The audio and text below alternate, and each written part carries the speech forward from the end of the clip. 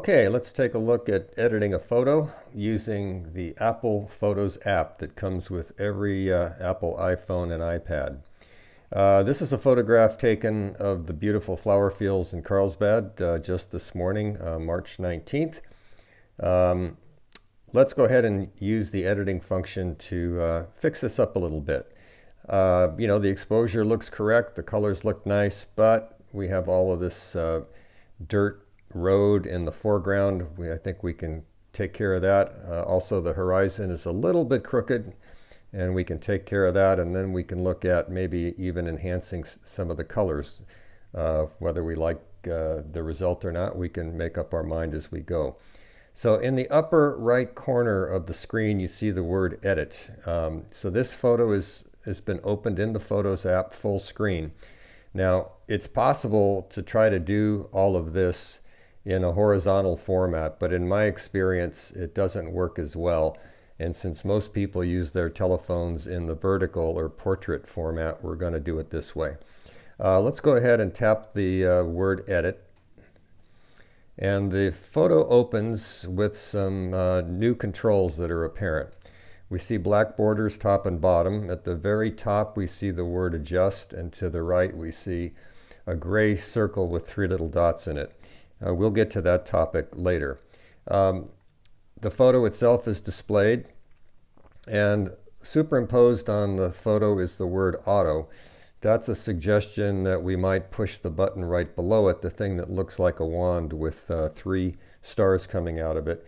If we touch that, it will try to automatically fix the photo. Now, some people automatically start with that, but it's my preference to, if I'm going to crop this photo significantly, I want to do the cropping first, so that when the little computer inside the iPhone makes its decisions about to automatically fix, it's only working on the stuff that I care about, that I plan to keep in the photo. So if you look to the bottom, you're going to see from left to right the word cancel, a little icon that looks like the dial on an old stereo system, a diagram of 3 concentric circles, and then a diagram of the cropping square. And then to the far right, in gray, meaning not active right now, is the word done. So let's go ahead and touch the cropping square, the second icon from the lower right.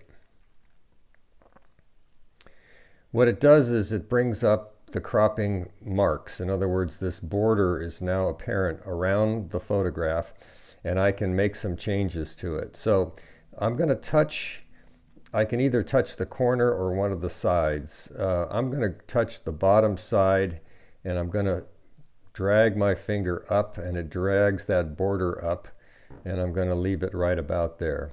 So this actually makes it look like more of a panoramic shot. It does have the effect of getting rid of the most of the dirt path, but not all of it. I could try to get rid of all of it, I suppose, and do something like that. So that would be an option, but that's looking pretty extreme as far as a profile, a cropping ratio, so I might back off a little bit. At this point in time, I'm looking at the horizon, and sometimes it's a little difficult to tell, but sometimes the app will try to automatically correct the horizon for you. This is more apparent in some photographs where the horizon is really out of whack and it snaps into focus. I will mention, however, that you can move the horizon line, if you will, by touching the scale that appears, those hash marks, right above the icons in the bottom. So I'm going to do that, and I'm moving this left and right. You'll notice that the numbers right above this in that circle are giving me some kind of measurement about what I've changed. In this case, I've made a little bit of a change, and it's marking it as a number 1. And to my eye, that looks a little more accurate in terms of a level horizon. Again, this is not the easiest photo to judge horizons. I'm going to bring in the border from the right a little bit, and maybe a little bit from the left. I'm just, this is, it's kind of like cooking. You got to season to taste. I'm bringing the top down. The the Carlsbad power plant is obviously sticking up on the horizon and is a point of interest. Your eye is going to go there. So we want to keep that out of the dead center of the photograph. You'll notice when I start to crop, this grid appears. This grid is a reminder of what photographers call the rule of thirds. It's also a nice way to confirm that my horizon looks pretty straight, so I'm happy about that. But I want to put the point of interest, we'll call it the power plant right now, on maybe the intersection of those lines, or at least on those lines or close to those lines. So that would be considered quote-unquote proper composition from some photographer's point of view. This is completely your decision on how you do this. So now, frankly, we've done most of what needs to be done on this photograph. I don't see any gross errors in exposure or anything else. It's nice and sharp. I did shoot this with this iPhone, and I managed to hold it steady, so it looks pretty sharp. I'm going to make maybe one other adjustment here before we finish for today, and we'll have a part 2 to this video to get into some of the more complicated and capable changes that you can do. The Photos app does have a lot of capability, and a lot of it is sort of hidden until someone kind of shows you the way. But for right now, to keep this brief and to the point, and frankly 90% of your photos can be improved with just the steps we've done, I'm going to go ahead and tap on the icon that's second from the left, the one that looks like the little dial. And now we've got what we started with, is that auto icon on top of it. But now you notice we're working on the cropped photo, only the part that we care about. Now let's try this change. If I tap that little icon with the wand and the 3 stars, it's going to attempt to quote-unquote fix the photo or enhance the photo automatically. It'll make changes probably to color saturation and maybe contrast and maybe sharpness. It's hard to know. But let's give it a try. I'm going to tap it now. 1, 2, 3, tap. So I saw a difference. Maybe you did as well. The image got brighter, and a real handy tool here is the ability to quickly compare it to the original. And it's obvious, well, it's not obvious how to do that, but let me tell you how to do it. You just tap on the photo itself, and it says, oh, that's the cropped original. Look for the words at the top up in the sky.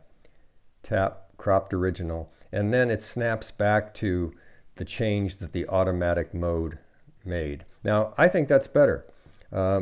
Before, after, before, after. So I'm going to go ahead and keep that. And as I mentioned, this is probably as much as most people need to do for most of their photos. So at the bottom right, we're going to say done. And now the image reflects the cropped version. Okay. Now to answer your question, gosh, Mike, how do I get back to my original? Let me show you how to do that. I'm going to go back up and click Edit. And now there's something new in the bottom right corner, the word Revert. And that means revert to original. So watch what happens when I tap the word Revert. It says revert to original will remove all the edits made to this photo. This action cannot be undone. So let's tap revert to original. And now we're back to our original. Okay, no cropping, no enhancement, the original image as shot.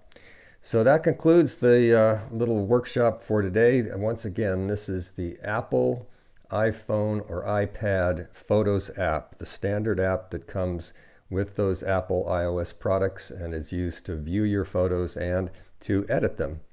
Hope this helps. Bye-bye.